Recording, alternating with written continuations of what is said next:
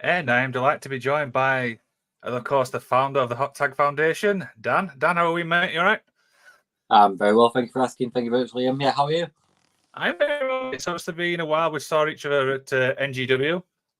We did indeed. We all met at one NGW, barring my wife Laura, who couldn't make it on the evening. But yeah, it was very good. We was all in full force that evening. Yeah, very good. It was, and of course, I'm trying to get this right. John, you are the events organizer. Is that correct? That's correct, yes. I unfortunately forgot to put that on the screen, but yes, that is correct. I'm the events coordinator in the Yorkshire region. There you go. So, guys, we're talking all about the Hot Tag Foundation. We've got tons of stuff to talk about. But as always, let's roll the intro, shall we?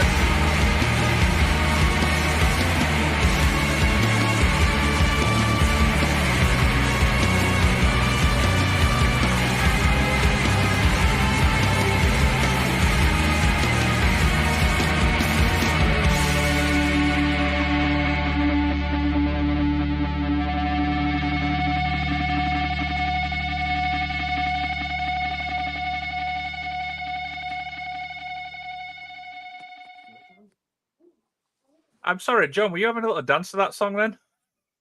Absolutely. It's right up my street. The thing is, I can see at the bottom what your camera's actually doing. I just saw you have a nice little jiggle here. That's good. Oh, dear. I mean, what a way to start the show, guys. I mean... Oh, excellent. Yeah. Please say you could record that without all that. Oh, the good thing is I can actually see that nobody else can, so that's going to be like a treasured moment. I mean, it's a shame, really, the viewers on the brilliance, but yeah. Both intros would have been on par, really, in my opinion. Yeah, I agree. Oh, dear. Dan, obviously, like I said, mate, in the introduction, we saw each other at NGW. I mean, it's been obviously a busy couple of months for you guys.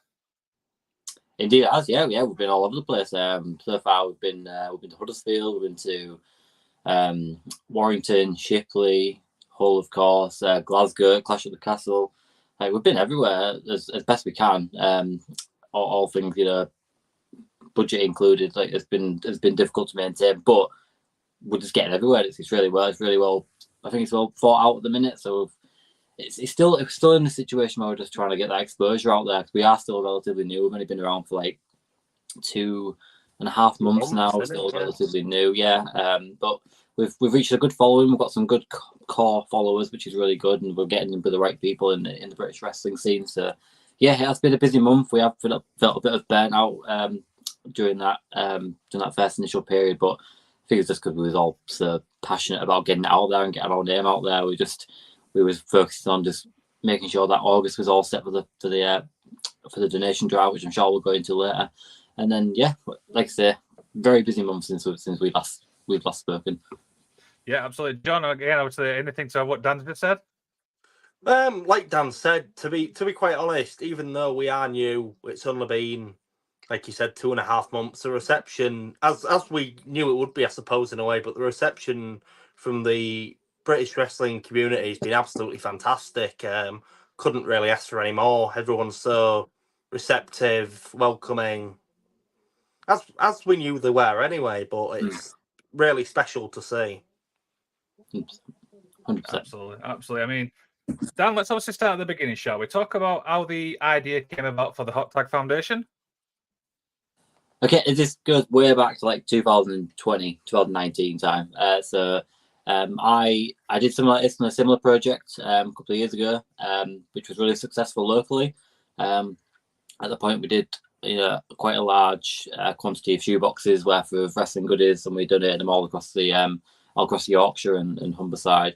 And then after parting ways from that that initiative, took some time away. I got married to my beautiful wife Laura. I finished my degree in business, and it just felt like the stars had finally aligned where I'd want to go back into something that I could put a lot of thought into and combine two of my passions, which was giving back and professional wrestling. So I was always eager to get back into it. It was just never felt about the right time. And then once I did feel about it as well, early April. It was quite a quick process. Like I brought it up a few times to all the guys like over the years saying, oh, maybe I'll start this again, maybe I'll start this again.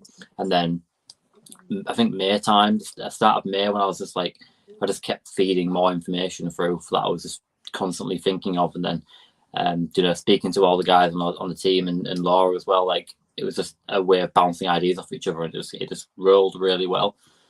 So when the idea of like the name came up of what we're gonna try and do, it was very complex thought process and trying to get the Hot Tag Foundation up and running, because it was so difficult to think of a name, because we wanted to make sure it was easy to spot in the community, but also something that would have a huge metaphoric reference to just reaching out. And I think from there, you got the slogan came out.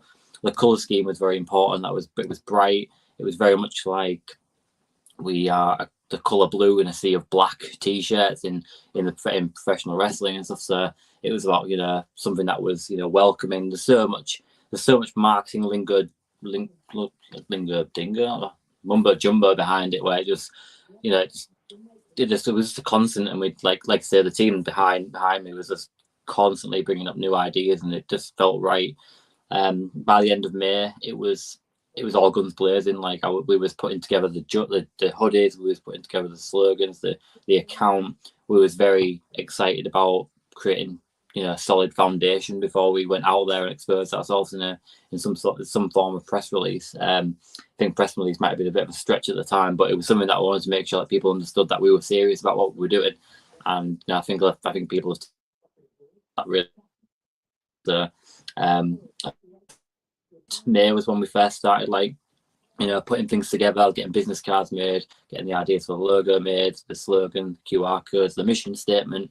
And it was a huge process where I think I went a bit too above and beyond my station at the point where I was like, oh, we could do this. And I was like, yeah, we don't have that kind of budget. We'll probably, we'll see how it goes in the first year, and we'll go from there. But as Jonathan said, and I can't scream this enough, but the community has been so helpful in just getting us out there and, sharing our content, reaching out to us, being very receptive, and our messages that we're part of there. We've had a lot of, I think we had a lot of rejection in the start, but the people who wanted to be involved, and that was really, really good to see.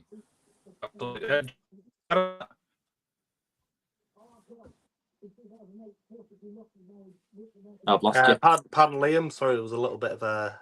Sorry, is there anything to add on that we just spoke about? Oh no.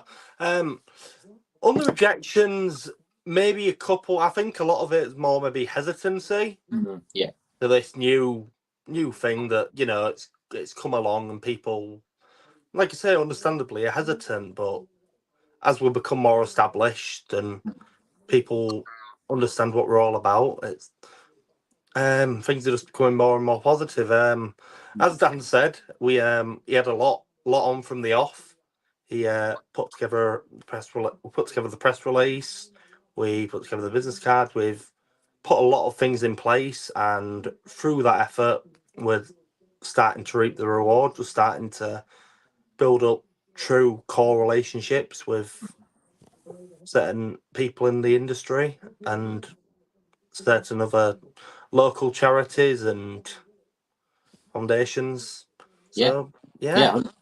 Like it was a very protected community. It was the pro wrestling community. It's a very loyal fan base, and it's like, who are these guys coming in to try and do something? And a lot of the feedback we got was, be careful in the community, and not in a bad way. It was more like, there's been a lot of times recently where people have felt unsafe in the fact that what happened with like 1PW and stuff like that. People were a bit hesitant to new ideas and new things that were coming out.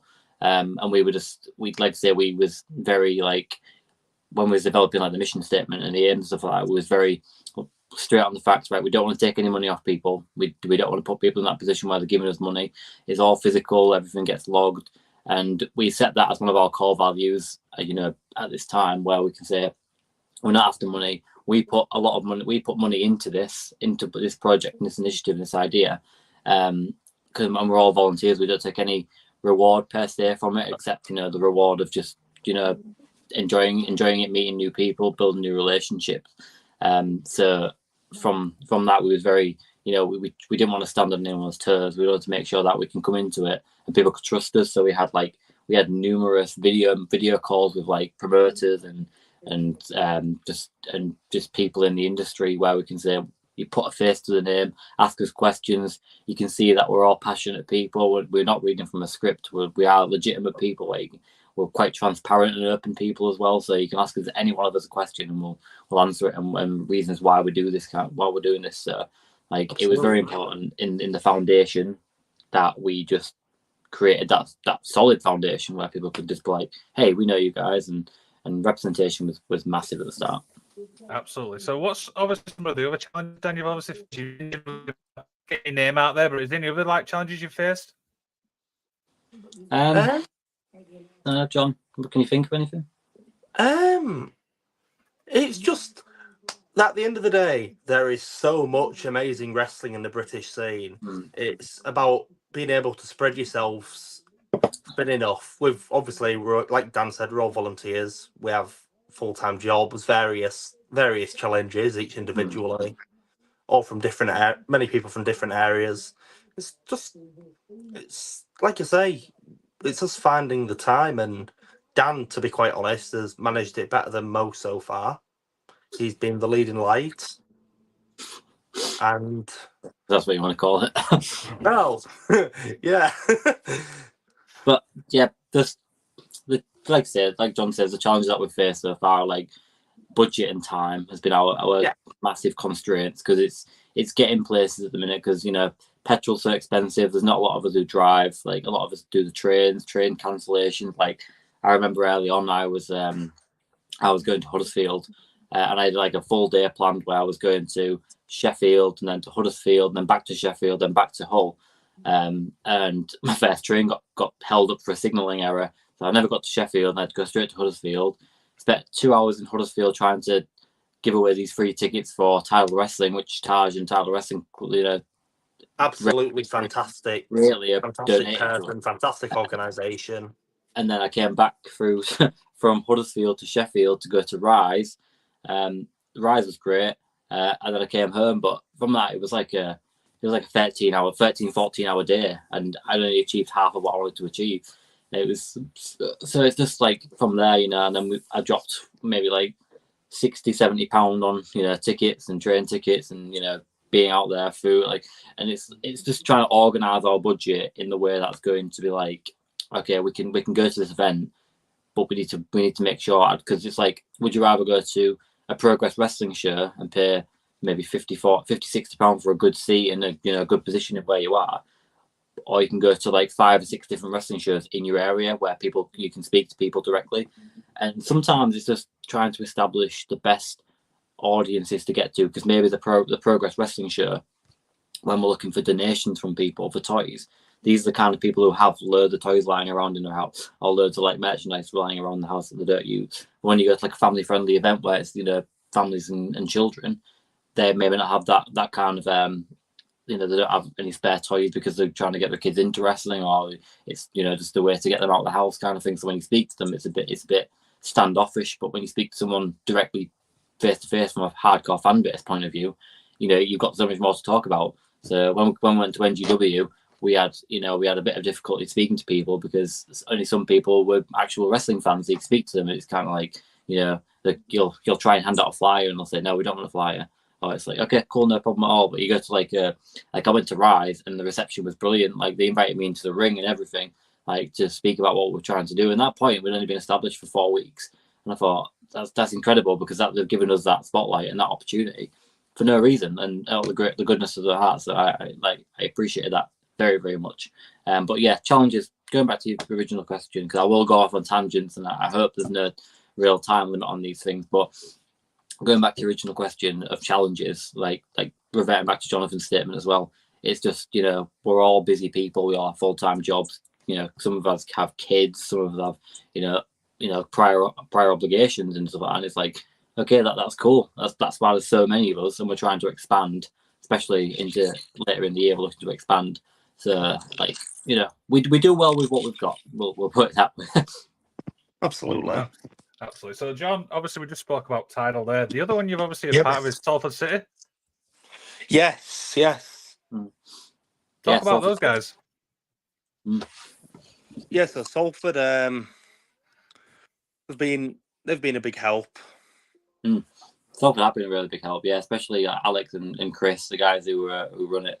They've been, nothing but kind to us. And going to the new guys is very important to us as well. Like Salford City Wrestling's ready for the fair show in October, and we want to be there. And it's like we want to be there. And I think the newer shows, the guys, they're very much like, oh, we'll invite you around, like come over, and that means a lot to us. Even if it's like a £10 ticket, it's £10 to two of us, or £20, and it's £20 that we can use, for more leaflets, more business cards, more equipment that we require. Like it's a big help. So guys like Salford City Wrestling, Tidal Wrestling, who else? Kingdom Wrestling, Off the Page Wrestling have been so nice to us. In that they didn't need to invite us for the shows because they need the money more than, like, arguably maybe money more than we do, because they're a legitimate business and it's about protecting their business as well as ours. But we want to make sure that we're a household name in the community, where you can see us at an event and they know who we are. They can recognise our blue hoodies. They can recognise the faces behind the blue hoodies, and go from there. Salford City Wrestling, all I'll say is they've got an amazing, talented roster, full of amazing guys. We had the pleasure of doing the Instagram live with them, with me, Ross, and the guys from there. And honestly, they've been so kind to us in the whole thing. And John, I know you're not so entwined because you're looking after Yorkshire and the possibilities in Yorkshire. Yeah. But at the same time, like you say, I have seen definitely the donations of the tickets and the lives just massive for the for getting the word out there. I mean, similarly, maybe even to a higher extent, Kadri, you mentioned over at Tribal, gave us, at Tidal, Tribal. Tribal Chief, once in the sky, gave us, goodness, how many tickets did she make available to us? 16. 16 tickets for the towards the youth club. Yeah, it was just absolutely massive. And also furthering both your point about both my point about the community, the British wrestling community being so supportive, and also the Great British Railway Service. You had some issues with getting to Tidal, didn't you? Because there was train issues on that day as well. Yes, and to protect kayfabe, I did get a ride with 3 amazing people. And I will protect kayfabe, and the fact that they were all in the car together and they were, very, very hospitable, and Taj was very kind to organise it. So it was all done. Were they not having? Were there no fisticuffs in the car? No fisticuffs in the car. I'm afraid not. But no, all 3 of them were just, very, very, outstanding. Very... It's unbelievable. Yeah, and they didn't need to do that. They didn't need to. They didn't. Climb out and not blow the cover in a sense, because there was talking about cool things that they could do at the event. It was more like they was very receptive to listening to what I was doing and what we was trying to do and where I was at Tidal Wrestling. So even from that, we got some cool followers from it. They were very supportive of what we're trying to do, and it's at the end of the day, it's very, and sorry to go off on a tangent again. It's very difficult for us to get to wrestlers at the minute, because we want to protect their character, their gimmick, and we want to protect because that's their business. That's their gimmick, and their character is their business. And if we don't want to mess with any of their business, and if anything, fingers crossed, if anything, was to go wrong, or something was to be misconstrued, we don't want it to go back to them. And it's like we're trying to figure out cool new ways where we can get to these guys and get to these wrestlers, and help them help us, and vice versa. So, but yes, to John, to go back to John, I did have a very interesting car ride with 3 guys who were on the title card, and it was very fun, very interesting. Yeah, very good, absolutely. So, John, talk about, obviously, with the events organizer thing, obviously what that entails. So that entails, well, for a start, as much as it's like, entails looking through the calendar of the like I said earlier, so many events throughout the year, events throughout the month, working out who can go where. Obviously, I'm primarily based in the Yorkshire region, but it's just working out who can go where. Things like such as this, like talking to people, spreading our goals. Mm. It's quite difficult at the minute for Yorkshire, because there's a few guys out there like TGW and Fight Factory. I think they're Lancashire, but TGW. I think Tyler classes because they're Leeds based as well. It's getting to those events which has been quite difficult, and John's been very involved in the local charity that we've got going on at the minute. The project we've got going on with Life for a Kid is massive, and we're just trying to make sure that we've got a lot of strength behind them, because inevitably our donation drive will be going via them to the local children's hospital. So we want to make sure that relationship's ongoing, and John's doing a superb job in doing that. And they're primarily a rugby league charity as well. So we're trying to cross that bridge in a sports aspect, where we can say guys like rugby league, and I know a lot of rugby league players, a lot of rugby league fans also like professional wrestling as well. So it's a great market that we can get into. And they've got great access to school, to hospitals and youth centres and that kind of stuff. So John's been doing that a lot recently. And you, John, we talk about if you want to talk about what we've been going through at the minute, and it's been kind of on the back burner at the minute because we're still waiting for them to update. So I can. I mean, like you say, obviously at the minute it's on the back burner, but we're planning on implementing a kind of like a wrestling corner, if you will, into Life for a Kid. So an area where people who, because I think so to start off, Life for a Kid is essentially a local charity which is aimed at helping children who may have life-limited illnesses, or families with life-limited illnesses, children who can't necessarily do everything that a normal child could, among other things. So obviously, like Dan said, they do that a lot through rugby at the minute. But we're trying to help introduce like a wrestling corner to that, so that the children can potentially learn about something new, something they might not have access to at home due to family constraints. Perhaps meet other people who have similar interests, bond with them over it, and potentially even find some role models, someone for them to see and say, wow.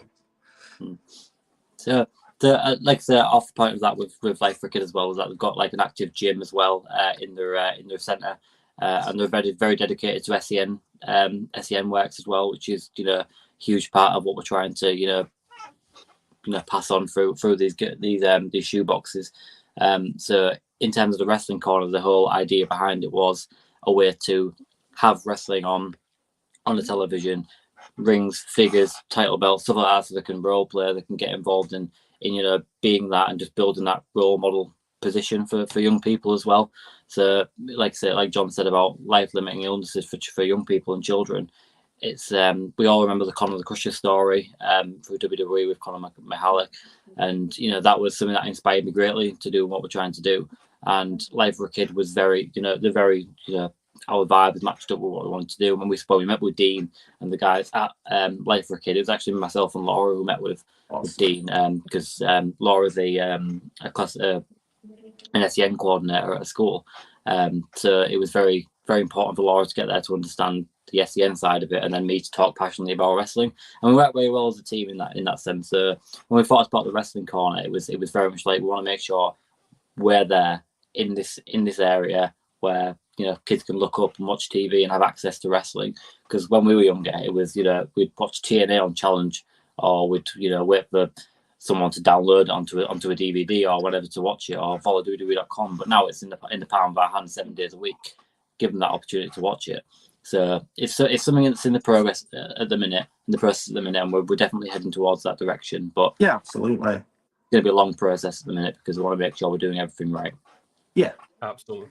So obviously you've got companies on board for wrestling promotion, but you've also obviously got podcasts on board, like myself. I'm just looking at others, the Soul Session. You've got some great podcasts on board. Yeah, absolutely. Absolutely. This is your first one, John. So that's, it is, yes. so that's incredible. But yeah, I've been lucky enough to be on every single one of them. You know, and it never gets tiring. It's always fun to talk about what. We on the Scottish Wrestling one. Scottish Wrestling Network. Yeah, I was on that one with Ross. No. Soul Sessions. Give Me a Hull, yeah, which we're on tomorrow. What else? I'm trying to think of all the rest because there's been Work the left side. Right, the left side. Oh, he was great. Well, left side was absolutely phenomenal to work with. But yeah, that whole week was a long week. It was a long week, but it was so fun to do because each conversation had something different about it. Yeah, absolutely. And I was so lucky to be a part of all of that. And like we've developed a great relationship with these guys because they're all part of this huge network of, I believe, the John's Podcasting Network and you know, all the networks, etc. So I'm meeting Soul Sessions down in London, and he's kindly offered a huge donation to us, like huge in the terms of like where we are now. He's offered a huge donation to us, and I cannot wait to meet him in person. Like I think Ross almost had the opportunity to meet him in Glasgow because he's from Scotland.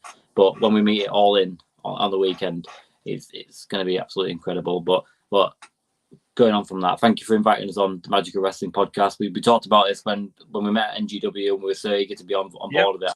You've got a busy schedule. I've seen some of it. I've just watched the Riot Cabaret stuff you did. That was really fun because I'm very interested in what they're doing at the moment. And the guys there just were so humble and so so passionate about what they're trying to do with Riot Cabaret. So yeah, it's great to be on these kind of things. And just giving us an hour, half an hour, 45 minutes of someone's time is just really, really appreciated.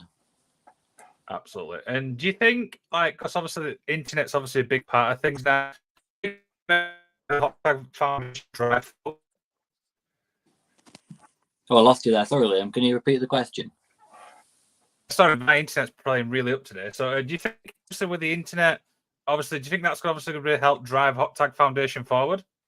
All right, amen to that. 100%. It was Instagram's been incredible because the reach in there is great.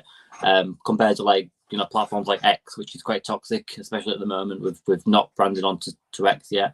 Facebook's a lot less, a lot more direct, so it's hard to get the support on Facebook at the minute. But Instagram's so much easier to get people on board with.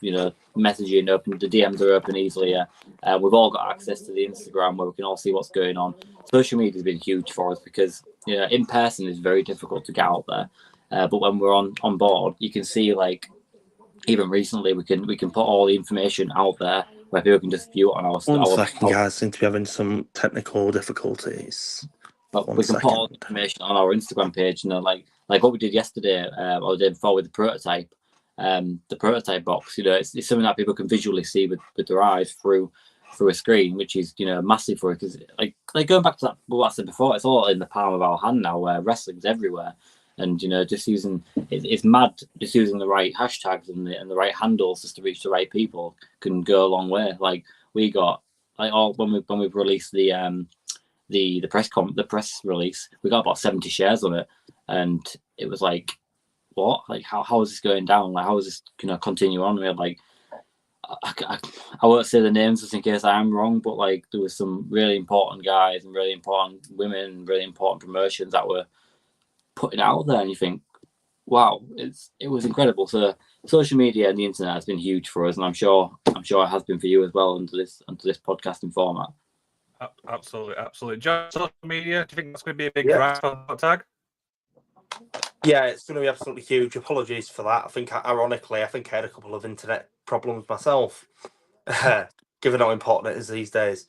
But it's going to be. Social media has just been absolutely massive in spreading the message of the Hot Tag Foundation. It's been, as much as we can print off 1,000 business cards, and have,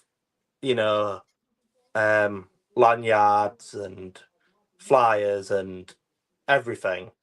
Social media these days, it's a phenomenon where it can spread around so quickly, and it's been massive for us so far. I'm sure it will continue to be so.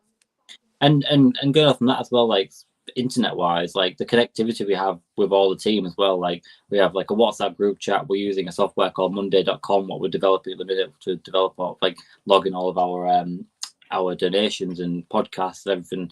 And it's all just so connected now where we can see what each of us doing all the time. When we have ideas, we put it into this chat and we'll just funnel it from it there. And it's like it's the connectivity is just, you know, on a different level in this time. So we'll definitely looking to utilize the internet as much as possible, especially coming towards all in as well, because the like hashtags are important at the minute, where people are looking for all in hashtags and looking for AW hashtags where they can reach out, and we're in the same kind of boat. And when we get down there, me and Laura is going to get down there this weekend. We are going to be all guns blazing. Like we've even had to change the blue hoodies to blue t-shirts so we don't melt in the sun. Like, but you know, these little things that we're just thinking of constantly.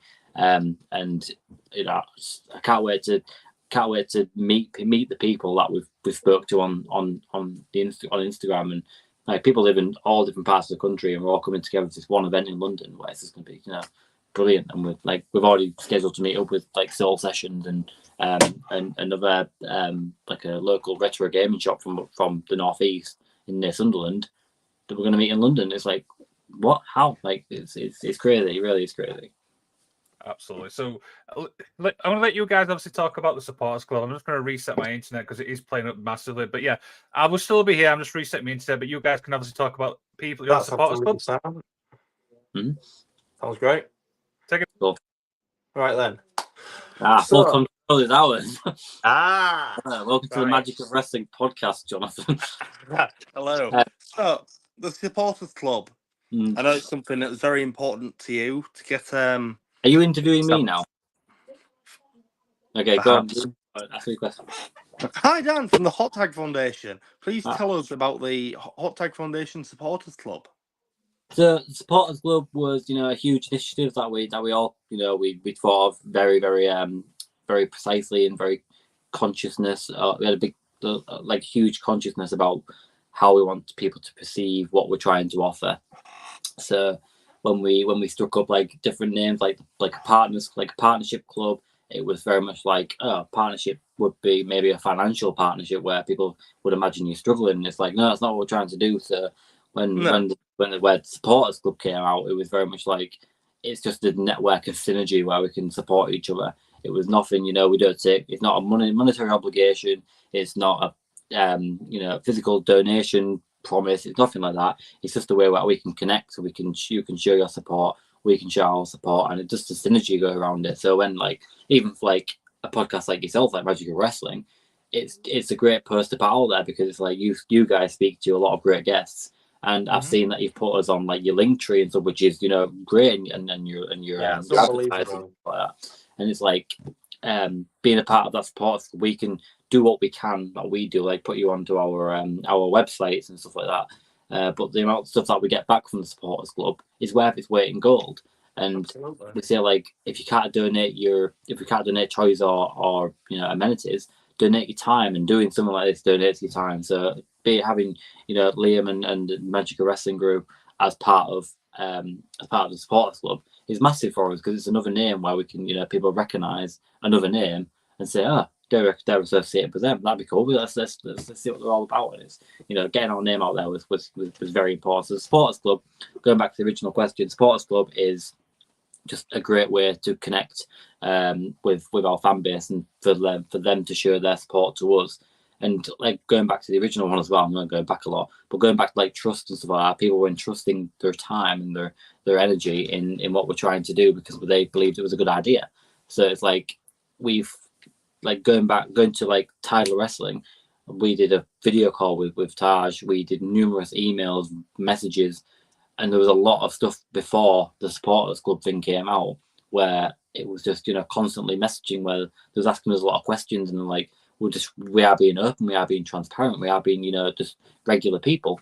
And like going, like, we don't want people to think that the supporters club is just a way for people to like, oh yeah, we get on board with this. No, there's so much more to it, and hopefully I've got something in mind for the Total Rumble donation drive, which hopefully will be a way to give back to our supporters.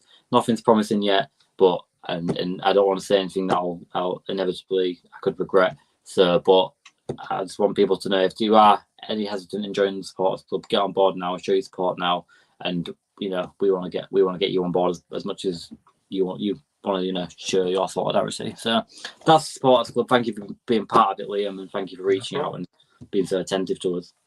Absolutely. By the way, that's the first time ever that somebody's taken over the actual show. Well, breaking more records. We're away. Unbelievable. First podcast, first host. What more do you want? Yeah, for some reason my internet was playing up today, so I've just reset it. It seems to be working fine now. But this is what happens when you're live, guys, right? Absolutely. Anything can happen when you're live. Yeah. Like I said, you mentioned there, obviously, we put the Hot Tag Foundation in a lot of places. Obviously, we put the ribbon, which is obviously something I created here. Now, you can see that obviously on every single poster. You can see that pretty much everywhere. As you mentioned there, the link tree there. So we're obviously, people's obviously supporting us will obviously go to our link tree going, oh, Hot Tag Foundation, and then bang, it's linked obviously to your Instagram, which is basically where all your information is there anyway. Yeah, 100%. 100%. That's really kind of you to do. Like, I didn't notice it until about a week and a half ago or something. I was like, because I was looking through all your videos on YouTube, and I was like, because I was trying to find the right cabaret one, and it didn't come up first for some reason. And then I was like, wait, oh, we're there. Go straight to the website, go to the Instagram. I was like, but yeah, magic. Yeah, absolutely. The key thing, obviously, in wrestling, and obviously, I'm speaking from a fan's point of view, is we understand obviously wrestling's not for everyone, but it does bring a lot of people together. Do you know what I mean?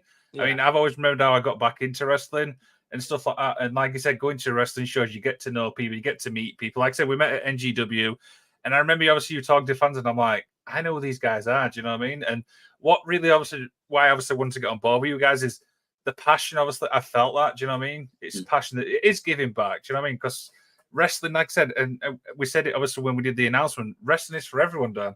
It is. Wrestling is for everyone, and I want to make sure that people know when it's like wrestling's not for everyone, but wrestling is for everyone. It's kind of like, it's the emphasis of saying it, like it's maybe not for everyone, but it is open for everyone, and that's the beauty of it. Like, and I think like True Grit Wrestling do an amazing job of highlighting that, and so does like Title Wrestling and Hustle Wrestling do a really good job of that as well.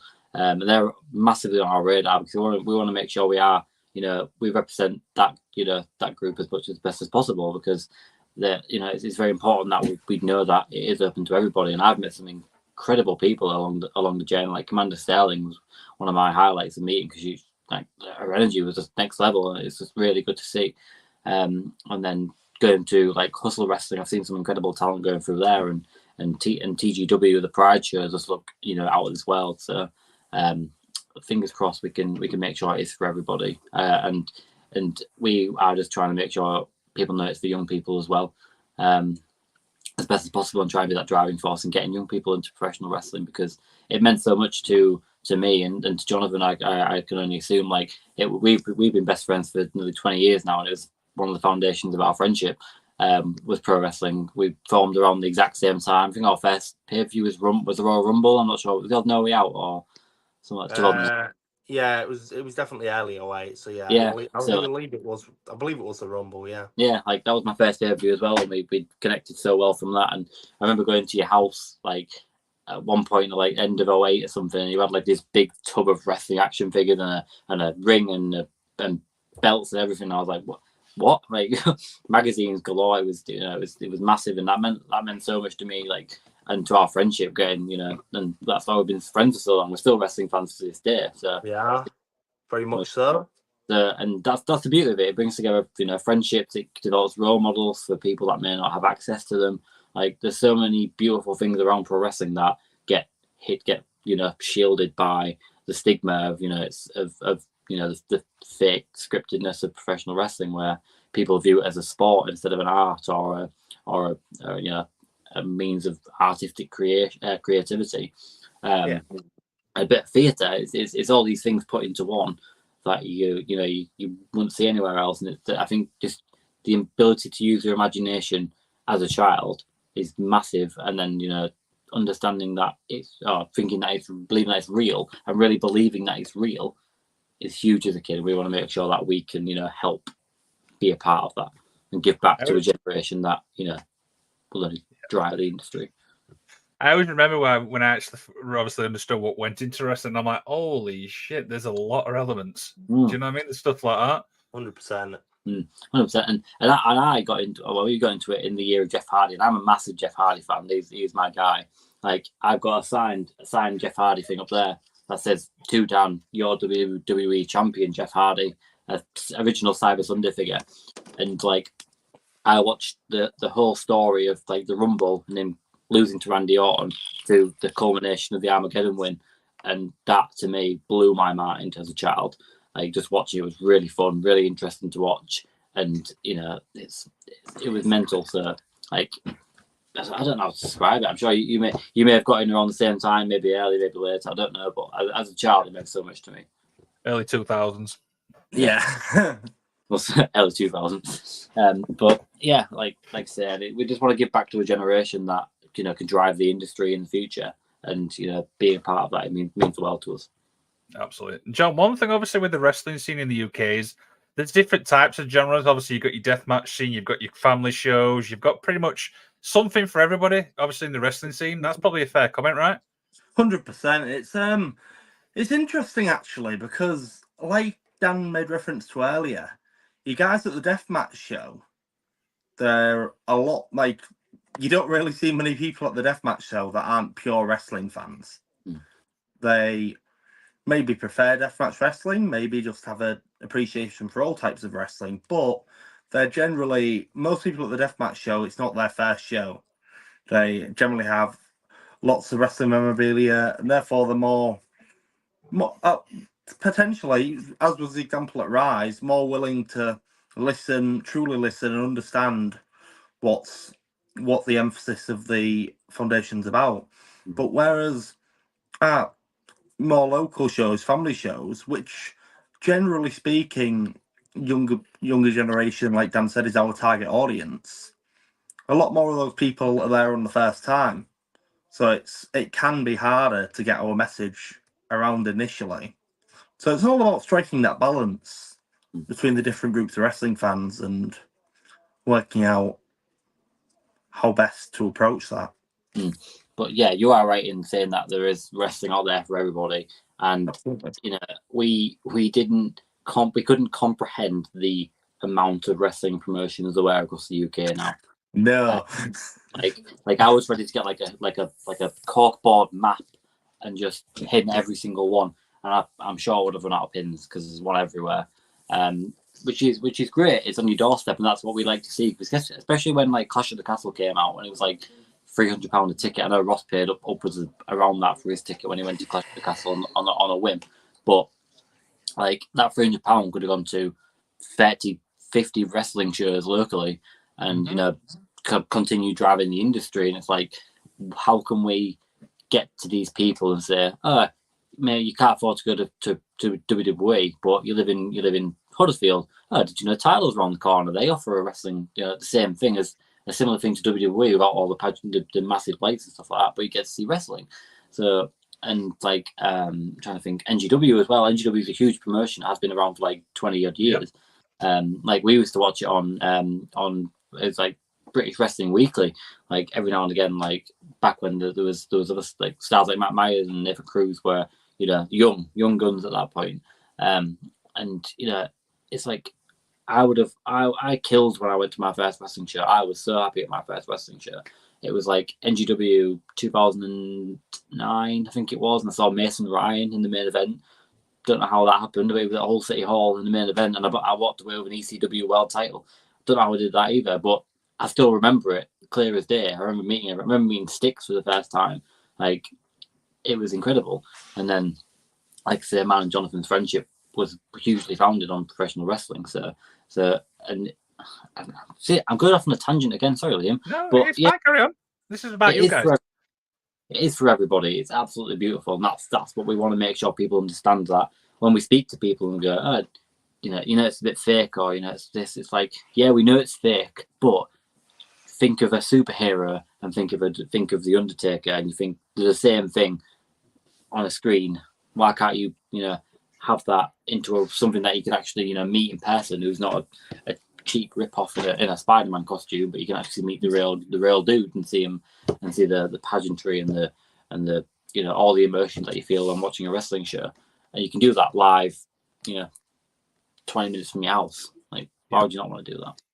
Absolutely. Definitely. Dan, I've got to ask Dan. I mean, obviously you've been to wrestling shows throughout the UK. What's the best match you've seen live? Oh God, That's a good one. if I want to go back, one honourable mention I'll give was that when me and Jonathan Fair went to NXT UK, we saw Ilya Dragunov versus Alexander Wolf at that point. We did. That was unbelievable. That was so good. It was a hell of a match, yeah. Actually, obviously it was NXT. But when you talk about British wrestling, Spike Trevor versus Scotty Rourke at Tidal Early was a great match. I very, very much enjoyed that. We went to DOA at TNT.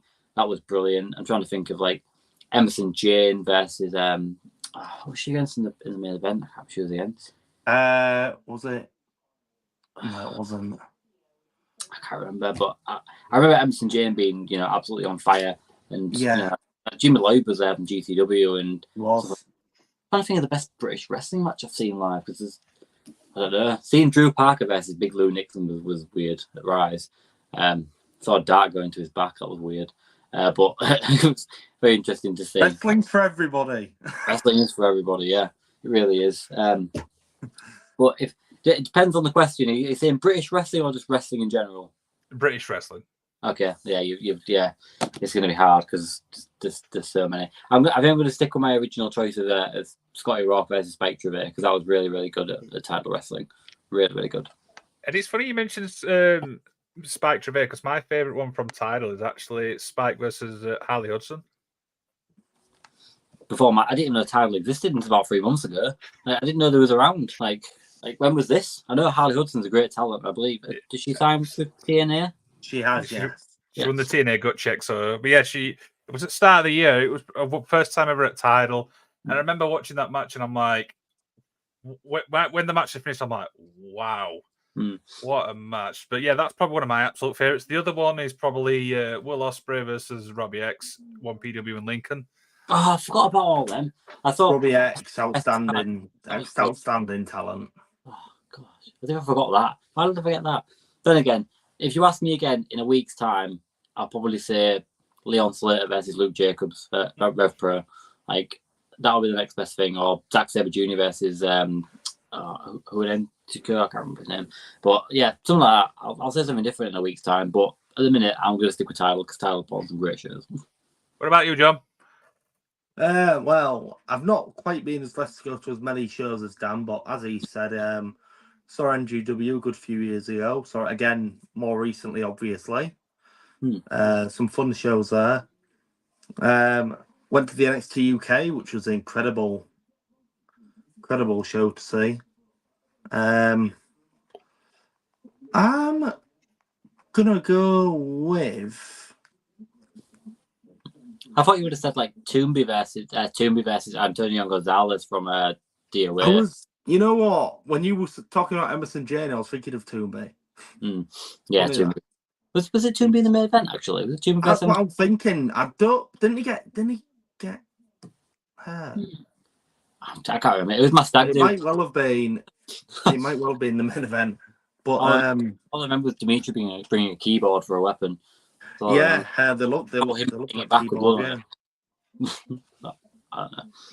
But I don't know. It's just place true. So like I say, you've not been to many, and we're like going back 14 years, I think, when we went to NGW to watch Rampage versus Matt Myers in the main event, was it? Or was it Nathan Cruz versus Rampage? Can't remember. And Matt Myers came out at the end, I think. I can't remember, but yeah. So many cool matches at that point. Yeah, I've watched obviously a lot online as well. I mean, I could go on a tangent with that. I mean, I've seen some great matches, like obviously on the internet. I mean, you mentioned Riot Cabaret. I mean, they've just posted a match with the Session Twats. That's probably one of my favorite matches. Go watch that one. I think Spike Trevor versus Cara Noir. That's probably one of my favorite storylines. I mean, so many great memories when you think about with the British wrestling scene, Dan. Yeah. Oh, I'm trying to think now. Now you've mentioned 1PW, they're all coming back, like Cara Noir versus Christopher Daniels, and like Robbie X versus Will Ospreay. I'm trying to think who else was it. Like I was a huge fan of Boisterous Boys and stuff like that. When I'm pretty sure they were against was it against Subculture at the Devil's Due? Yes, there was. Yeah, that was a great match. Like I've got poster behind me. Yeah, brilliant. But yeah, that was a great match. That. Really fun match. Like they all just keep flooding back now. I'm trying to think of like the TNT stuff that we were like. I was on a stag do. I don't remember watching a whole lot except with all the glass. That I still have one of these actually. I still have a light tube from TNT. Yeah.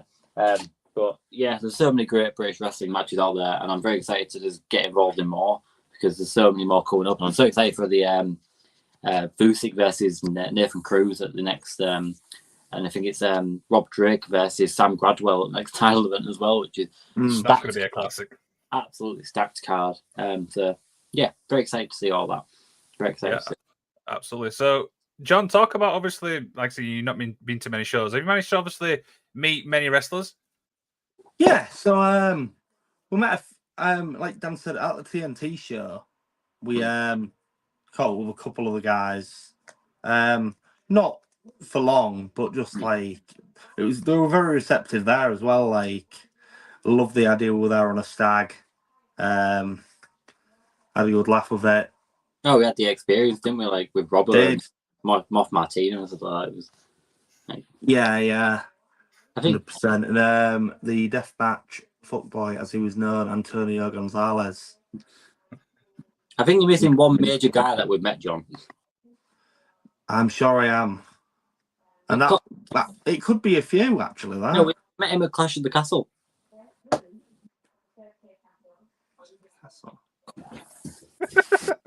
God's sake. Who? I can't help you, John. No. I'm sorry. No, Edge. Oh, goodness me. That was, in a way, the very, very embryonic beginnings of the Hot Tag Foundation. That was in 2022, dude. Yeah, I know, but, like, I mean, through part of the reason we were able to meet Edge is because of because of Dalton. Yeah, through Dalton. Who is now our youth ambassador at the Hot Tag Foundation. Doing amazing work in his local area in the Cheshire area in Warrington. We met a few people outside as well, like Rich Holland and like we saw Pete Dunne in Wagamamas. Yeah, Pete Dunne in Wagamamas as well, like good stuff. Like very strange thing. Ludwig Kaiser looking absolutely ginormous with a basketball. I'm just to be fair, I'm more lucky meeting wrestlers because I go to for the love of wrestling every year, so I always meet guys. Like I've got like a signed Hornswoggle and John Morrison figure up there from Full of Wrestling last year. Ted DiBiase figure, like some really, really cool people I've been able to meet in British wrestling, like behind the scenes at Tidal. Like I talked to Rob Drake and I talked to Nathan Cruz, Ace Matthews. Love Ace Matthews. We spoke to a few like local guys, like you said, Nathan Cruz there, Matt Myers. Yeah, he's a lovely guy. Scotty Rourke and play live, didn't we? Scotty Rourke. Yeah, Scotty Rourke. He gave us some of his time. People like that, just brilliant. Yeah, really fun. How about yourself, Liam? You met many? I mean, obviously, I've got the podcast, which obviously I'm fortunate I do get to speak to wrestlers behind the scenes, which is great because obviously fans get to see the wrestlers in the ring, but having to speak to them like we are now, it is obviously a privilege. But yeah, I mean, we mentioned one PW earlier. I've met Lance, I've met Will, I've met Jamie Hayter, I've met Frankie Kazarian, nice. One PW legend. There's quite a few. That's probably. I met Cardona as well. I remember watching someone pay him to get slapped. Oh, you were there for that? I saw the video. Yeah, it was Devil's Due. Yeah, wasn't it? It was. I think I did do a video for it. It's on my Instagram somewhere. I think I can't remember, but yeah, that was fun. That was very fun. Absolutely. So, a few little more questions over to begin to wind down and stuff. What's the obviously this is a question for you both, really. So, what's the short-term goal and what's the long-term goal for the foundation? I thought we both have different opinions on what the short-term, long-term goal will be. Do you want me to go first, John, or do you want to have a crack? You go first, Dan. Yeah. So short-term, we want to make sure we ride out 2024 on a high. All of our efforts from the establishment is going towards Christmas, and that deadline of December 1st. and then just that'll be all guns blazing from there. So short-term goal, I did around 60 shoe boxes locally when I did it before. I'd very much like to put that into the triple digits this time around on a national scale, so we can give back to those places. But especially since we've got connections in Scotland, in Wales, in Merseyside, Lancashire, Yorkshire. So we've got plenty of collections on a national scale, which will definitely become quite prominent towards this next few months of the year. So short term, I want to make sure people know who we are. We hit 1,000 followers on Instagram. There's just little things like that. I'm not expecting too much. We're already at nearly 700 followers, which is mad to think at this point. We just want to make sure that we're out there. People know who we are, recognise the blue hoodies, and can confidently reach out and have that trust going into Christmas. Long term for me, I want to make this more. I want to give more time to it.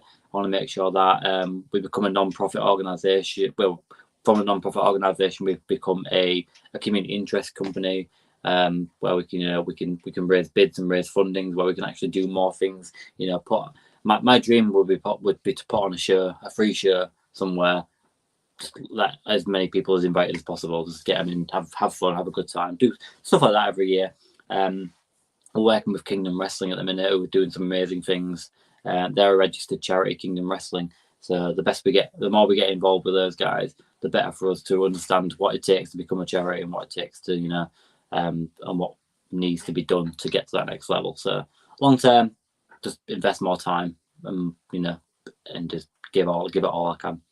Absolutely. And John, anything to add on that, pal? All I've really got to say on that is, like Dan said, to be fair, I haven't got that much to add. Dan, when he goes, he goes. Doesn't leave a lot more bases left to touch. But no, just to reiterate, it's as much as we are looking into the long term with things like the partnership with Life for a Kid and expanding more nationally, more people. The short term goals currently are more important, because that's all we can do right this moment in time. Keep building, keep this momentum rolling, keep getting people to reach out to us and spreading our message. Keep being that sea of blue in the world of black. Yeah, that's the thing. Just at the minute, just getting to more shows short term is very important to us. But it's like I say, it's managing our budget, where we don't want to be spending a lot of money to. Let's say there's a show in Liverpool. To us, it's £20-30 for the tickets for two people, train travels or petrol for two people. So and hotel stay, you look at about £150 to £200 altogether, which we'd rather invest in what we're trying to do. Do you know what I mean? So it's just making sure that we can assess it, and we have a great indirect perspective of how this would affect doing something else in the future. So at the minute, short term is what we're looking towards all the time. Going by month is important, and there's reassessing where we are. But there's a lot of pressure, and we understand there's a lot of pressure on us at the minute to get stuff done, get things But to be able to give them the opportunity is a lot to ask. But we know that we are ready to have that opportunity. So just I'm not telling you to trust us. If you want to meet us, call us, text us, message us, email us, go on our website, do what you need to do. Just all you got to do, you just got to reach out. It's the same slogan. Just got to reach out. So we'll obviously end on this. So I've got obviously all the rules for how to donate and stuff. So we'll go through a rule at a time, take it in turn. So this is obviously the first one. Dan, over to you for this.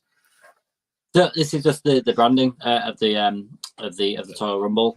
The slogan came from our events representative in Scotland, Ross.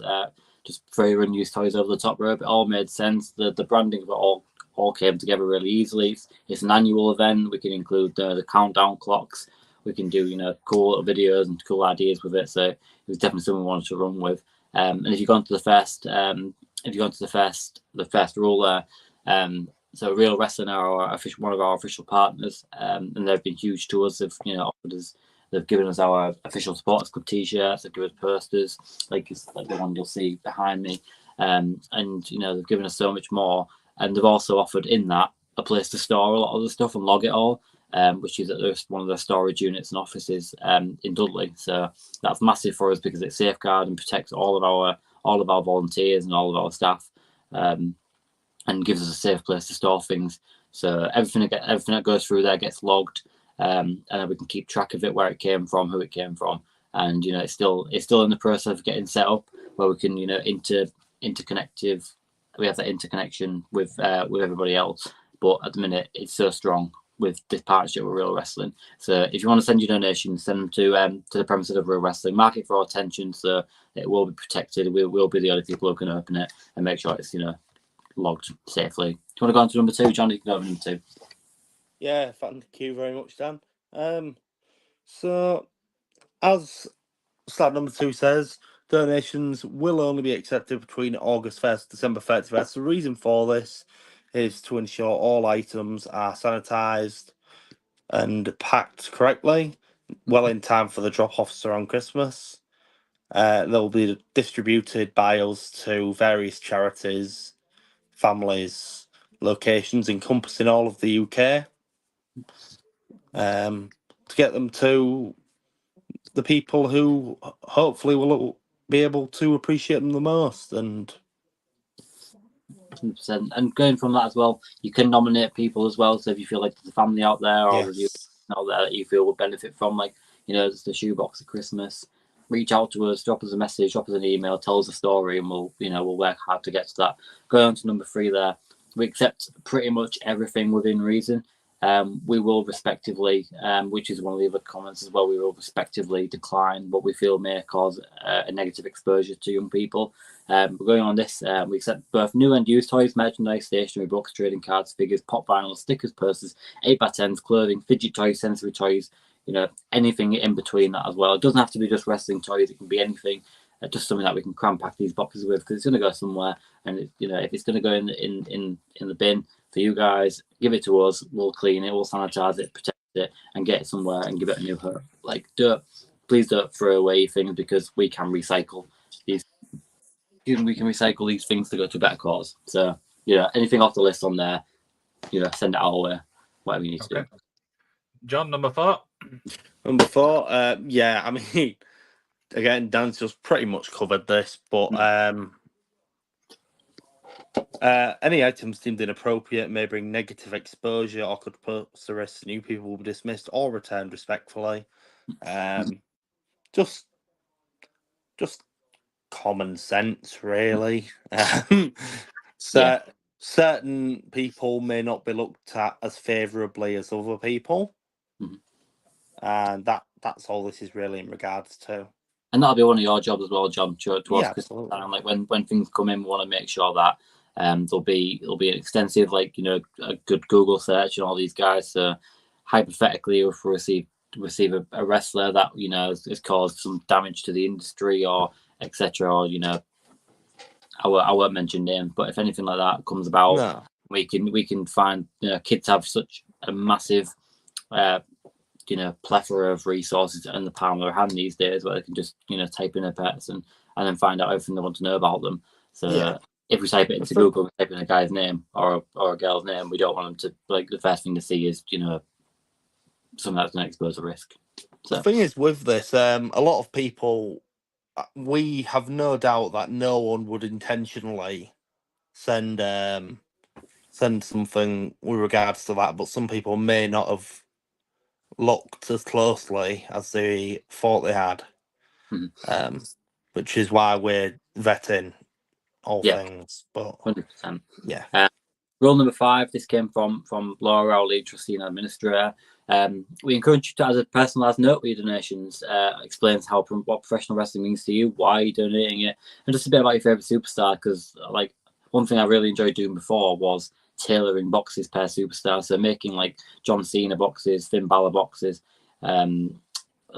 Natalia boxes, these inspirational people. It's good to look at these people and think, wow, they have a cool role model perspective about them. And even guys like Finn Balor, you had that note of this is a box about Finn Balor. He he grew up in a small town in Ireland and became one of the biggest stars in Japan and in the world. And it's like, overcoming adversity. Same with John Cena. It's like he's one of the most kindest people in the world. He's granted over 1,000 Make-A-Wishes over his tenure. Like, we want to make sure that these people are highlighted as role models and they're going the correct way. So you can get like the open box where it's like everything's involved to a specific age group, or you can get one that's tailored to a male superstar or a female superstar. And it could be anyone, and that's the beauty of it. So if you send in like multiple donations, maybe you've been collecting a long time, you've got a few bits and bobs, like a few Jeff Hardy stuff, like I have a few, like Bray Wyatt stuff, John Cena, somebody cool, Undertaker, something like that. Like, send them our way, and we'll put them all together and make sure they're all going to the right places. So I don't know. Let us know what pro wrestling means to you and what it meant to you as a kid as well. I'd just add that little personalization. Absolutely, John. Number 6. Yeah, number 6. If you are unable to donate the toys or anything due to financial constraints or other potential issues, then, like we briefly made reference to earlier, just people donating the time, just sharing a post, liking a post, commenting on a post, tagging friends, tagging families, tagging promotions. All these things help us. All these things help us massively. Mm-hmm. And the time given is might seem like just a couple of minutes to you, but to us it means everything. So and it's massive, because I think this is one thing that you brought up, John, when putting this. It's one of our most important rules, and maybe arguably the most important rule, is that if you are under financial constraint but you still want to get involved, your time is weighing gold to us. Like, we're all volunteers, we all donate our time, if you will, to do this. Get on board and let us do it as well. Like, we do not feel obligated to send anything that you don't feel comfortable sending. Just get involved by just dropping us a message, interacting with our posts or our stories or stuff like that. It's just, it takes 2 seconds out of your day, but it also gives us that satisfaction of people know we're around and we're being heard, which is massive for us. And I know yourself, Liam, you interact with a lot of our stories. You always type out what's going on. You saw the prototype box being made and put out there, like, and just putting a little message on saying this is brilliant. It gives us that motivation to continue on to do it. And if we're putting out content constantly, the burnout will become real. And it's like, people giving us the time takes a lot of weight off our shoulders where we can do more stuff. So this is to me, this is probably our most important rule. Finally, number 7. Yeah, if you'd like to go back, if you'd like to nominate a child, family, or charity to receive one of our donations or a multitude of our donations, get in touch. You know where we are. We're on Instagram, Facebook, our website, TikTok now. We're everywhere. So barring it, we're everywhere. So just reach out, get involved. Just, we want to help you. We want to, if you feel like somewhere would need it, we want to listen. We want to listen why. We want to listen why you feel you've had to come to us, and that's important to us. And we are here to listen. So definitely reach out. All you got to do, you just got to reach out and just talk to us. We are people. Absolutely. So if you guys obviously watching this want to check out the Hot Tag Foundation, relax, we've got you covered. Right? On screen now, you will see a QR code. This will take to our link tree, which has got all our socials on for the show, but it's also got the Hot Tag Foundation Instagram page, which, if I remember rightly, Dan, that's got your web page as well. It does. It has everything on there, I believe, so it'll go direct to that. We've got a link tree as well. So find us on there. You'll find all our social medias on there. Absolutely. Guys, it's been an absolute pleasure obviously to chat to you both. I hope you've had a blast. It's been fantastic. Thank you, Liam. No problem. Thanks so much. So what we'll do is, obviously, at the end of this every show, we like to spread a bit of positivity and stuff like that. So I'm going to hand it over to you guys so you can spread a bit of positivity and stuff. Then I'll roll the outro. Go away. Take it away. Is there much more to say? Just be kind to one another. Wrestling has given us so much, and I'm sure it has given you a lot. Let's work together to give the gift of wrestling this Christmas, and that's the most Just important. keep reaching out. Just keep reaching out. And like Dan said, just keep supporting each other, keep supporting British wrestling, and keep supporting the Hot Tag Foundation. Thanks, everyone. Love that. Cheers for watching, guys.